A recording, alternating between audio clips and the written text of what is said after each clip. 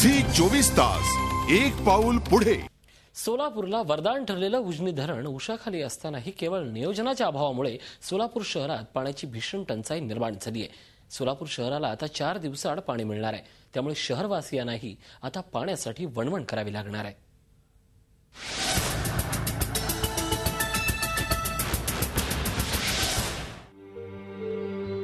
कायम दुष्काळी भाग असलेल्या सोलापूरची तहान भागवण्यासाठी यशवंतराव चव्हाण यांनी उजनी धरणाची निर्मिती केली। मात्र धरण उशाला आणि कोरड घशाला अशी सोलापूरकरांची अवस्था झाली आहे। महापालिकेच्या नियोजनाच्या अभावामुळे सोलापूर शहराला आता 4 दिवसाआड पाणी मिळणार आहे। उजनीमधून आपल्याला जेवढा चौथा पंप चालू करण्यासाठी जेवढा डिस्चार्ज पाहिजे तेवढा तो डिस्चार्ज मिळणार नाही। तर हळूहळू आपण तो आता 8 तास तो चौथा जो उजनीतला चौथा पंप आहे तो चालू करण्याचा आपण प्रयत्न करतोय। 8 तास तर सध्या चालतोय।